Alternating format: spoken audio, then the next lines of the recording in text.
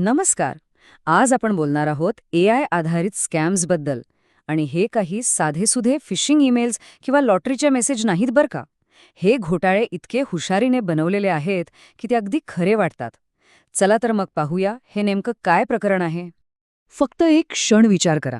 तुम्हाला एक फोन येतो आणि पलीकडून तुमच्या अगदी जवळच्या माणसाचा घाबरलेला रडवेला आवाज येतो. सरिता खन्ना नावाच्या एका आईसोबत अगदी हेच झालं. त्या म्हणतात, तो सुरभीचा आवाज होता. मी तिला रडताना हुंदके देताना स्पष्ट ऐकत होते. हे एकच वाक्य ऐकून अंगावर काटा येतो नाही का? यातूनच या नव्या धोक्याची तीव्रता लक्षात येते. पण यातला सगळ्यात मोठा ट्विस्ट काय होता माहितीये? फोनवर सुरभी नव्हतीच, तो होता तिच्या आवाजाचा एक AI क्लोन, एक अगदी हुबेहूब बनावट आवाज.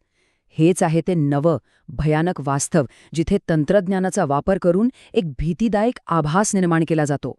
तर मग हे नक्की काय आहेत हे नवीन प्रकारचे स्कॅम्स? आणि ते जुन्या घोटाळ्यांपेक्षा इतके वेगळे आणि जास्त धोकादायक का आहेत? चला जरा खोलात शिरून बघूया.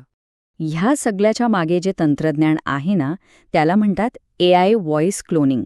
सोप्या भाषेत सांगायचं तर AIचा वापर करून कोणाच्याही आवाजाची परफेक्ट कॉपी बनवणं. आणि सगळ्यात घाबरवणारी गोष्ट काय आहे माहीत आहे? यासाठी फार काही लागत नाही. सोशल मीडियावरची फक्त काही सेकंदांची ऑडिओ क्लिप वापरून स्कॅमर्स इतका खरा आवाज तयार करतात की तो ओळखणं जवळजवळ अशक्य होऊन बसतं. पण प्रश्न हा आहे की हे स्कॅम इतके यशस्वी का होतात? कारण ते थेट आपल्या भावनांवर हल्ला करतात. आपल्या माणसांची काळजी वाटते, आपल्याला भीती वाटते, ओळखीचा आवाजावर आपण पटकन विश्वास ठेवतो आणि अचानक काहीतरी तातडीचं आहे असं भासवल्यावर आपण गडबडून जातो. याच गोष्टींचा ते फायदा घेतात. ओके, तर आता पाहूया हे स्कॅमर्स नेमकं काम कसं करतात. कोणत्या वेगवेगळ्या पद्धती ते वापरतात जेणेकरून या धोक्याची व्याप्ती आपल्या पूर्णपणे लक्षात येईल. हे बघा, यांचे प्रकार खूप आहेत. सगळ्यात कॉमन म्हणजे व्हॉइस क्लोनिंग. कुटुंबातलं कोणीतरी संकटात आहे असा बनाव रचला जातो. मग आहे डीप फेक गुंतवणुकीचे घोटाळे. मोठमोठ्या लोकांचे, अगदी पंतप्रधानांचे सुद्धा खोटे व्हिडिओ बनवून लोकांना फसवतात. इतकंच काय, पोलीस असल्याचं भासवून डिजिटल अरेस्टची धमकी देतात. आणि हे फक्त सामान्य माणसांपुरतं मर्यादित नाहीये. भारतीय एंटरप्राइजेसचे चेअरमन सुनील मित्तल यांच्या बाबतीत घडल्यासारखं मोठ्या कंपन्यांमध्ये अधिकाऱ्यांचा आवाज क्लोन करून पैसे उकळण्याचे प्रयत्नही झाले आहेत. आणि याचा फटका किती जबरदस्त बसतो हे या आकड्यावरून कळेल. तब्बल 83%. मॅकॅफीच्या स्टडीनुसार भारतात AI व्हॉइस स्कॅमचे बळी ठरलेल्या 83% लोकांना आर्थिक नुकसान झालंय. हा आकडा खूप मोठा आहे आणि तो या समस्येचं गांभीर्य दाखवतो. आणि लोकांना हे ओळखता का येत नाही याचं उत्तरही त्याच स्टडीमध्ये आहे. भारतातले जवळपास 69% लोक खरा आवाज आणि AIने बनवलेला आवाज यातला फरक ओळखूच शकत नाहीत. हा चार्ट तेच दाखवतोय की तंत्रज्ञान आपल्या किती पुढे गेलंय की फक्त ऐकून फरक कळणं खूप अवघड झालंय. ठीक आहे, धोका मोठा आहे तर कळलं, पण मग यातून वाचायचं कसं? चला आता सगळ्यात महत्त्वाच्या भागाकडे वळूया. या डिजिटल फसवणुकीला ओळखायचं कसं? तज्ज्ञ आपल्याला काही गोष्टी चेक करायला सांगतात. नंबर 1, डीपफेक व्हिडिओमध्ये चेहरे आणि डोळे बघा. निसर्गिक हालचाली, पापण्या न मिचकावणं हे धोक्याचे इशारे आहेत. नंबर 2, हातांकडे लक्ष द्या. AIला हात आणि बोटं बनवणं अजूनही नीट जमत नाहीये, त्यामुळे विचित्र आकार दिसू शकतात.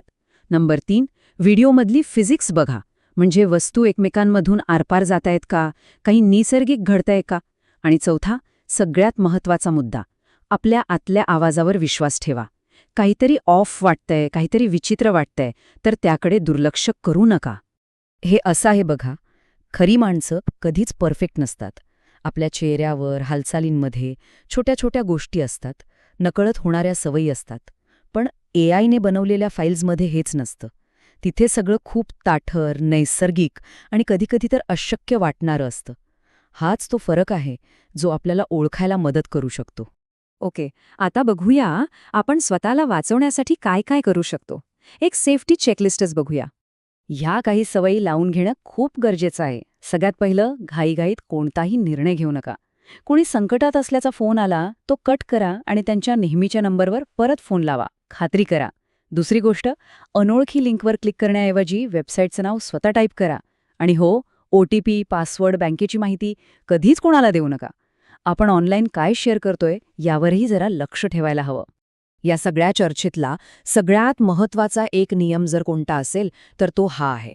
प्रत्येक तातडीच्या गोष्टीकडे संशयाने बघा. स्कॅमर्स मुद्दाम भीती आणि घाईचं वातावरण तयार करतात, जेणेकरून आपण विचार न करता चुका करतो.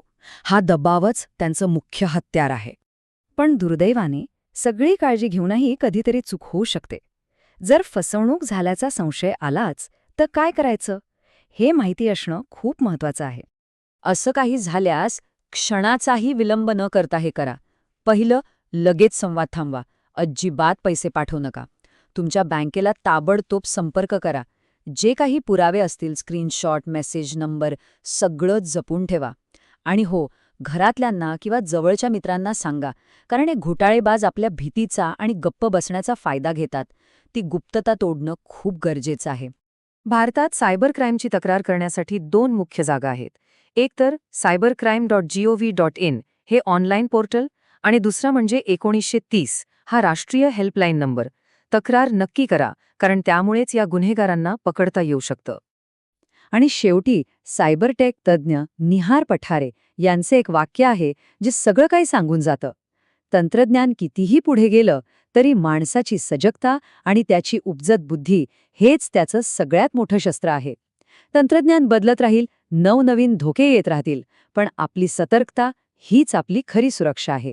त्यामुळे प्रश्न एकच आहे, जेव्हा टेक्नॉलॉजी आपल्याला फसवायचा प्रयत्न करेल तेव्हा आपण आपल्या आतल्या आवाजावर विश्वास ठेवणार आहोत की नाही?